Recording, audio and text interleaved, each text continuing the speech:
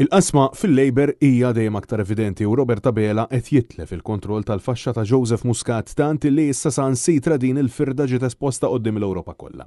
Robert Abela rrid illi it-tlieta filgħodu t-tliet membri parlamentari Ewropej fisem il-Partit Laburista jappoġġjaw lil Roberta Metsola madankollu tnejn minn dawn astjenew.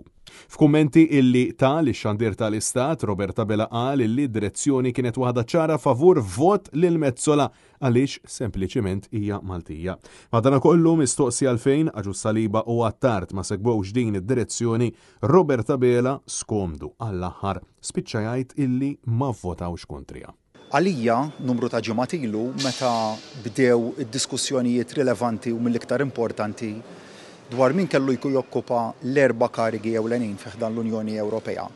Għalija hemmhekk l-għażla kienet waħda ċara. Għalija l-interess nazzjonali definittivament immilita favur li jien nappoġġa b'mod b'saħħtu il-nomina mill-ġdid tagħha biex tkun tista' tokkupa din il-kariga ta' President tal-Parlament Ewropew. Kellek ukoll żewġ MPs tal-Partit Laburista li ma vvotawx favur Roberta Metsola. Ma vvotawx kontra lanqas u taw l-ispjegi relattivi tagħhom it-tnejn li huma. Dan il-battibek bejn il-mexxej tal-Labor u dawn iż-żewġ membri parlamentari Ewropej ilu għaddej sa minn żmien il-kampanja elettorali wara illi ħallew lill-eks Prim Ministru eks mexxej tal-Labor Joseph Muscat jirkbilhom il-karru elettorali u stidnuh waqt l-attivitajiet tagħhom biex allegatament ingħadda f'ismu bitħejja l-kawża tal-Vitals. Imbagħad, fl-ewwel diskors li sar fir-Rialto wara r-riżultat elettorali, Alex Aġus Saliba skopra il ma kellux post fis-sala tant illi xieda preżenti rawh fil-pjazza ta' Bormla waqt li kienet għaddejja l-attività laburista ġewwa s-sala. Sfida illi issa deret ċara anke fi trasmissjoni diretta mxandra mill-Parlament Ewropew ta' Strasburgu fejn Alex Aġus Saliba baqa' bil-qiegħda waqt illi kulħadd għam iċċabċab lil Roberta Metsola eletta mill-ġdid President b'maġġoranza rekord. Intant, b'reazzjoni għal dan kollu kemm il-President tal-MHRA Tony Zara kif ukoll il-President tal-Kamra tal-SMEs Paul Abela kkundannaw il-fatt li Aġus Saliba ma vvotax lil Metsola għax fi kliemhom kienet l-aħjar għażla.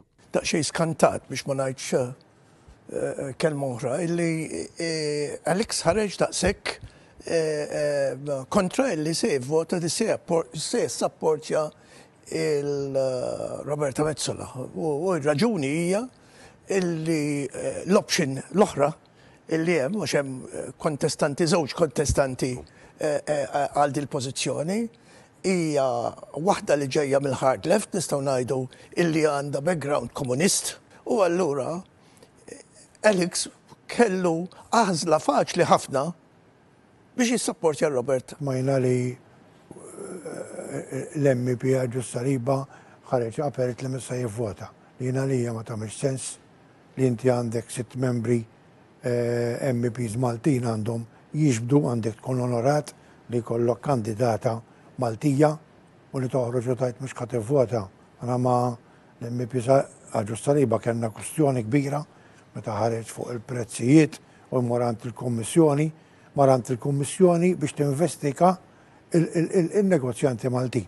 Sorsi rib sew tal-Partit Laburista saħħu illi din kienet sfida mhux lejn Roberta Metsola iżda lejn Robert Abela u d-direzzjoni illi ta' li 3 membri parlamentari Ewropej.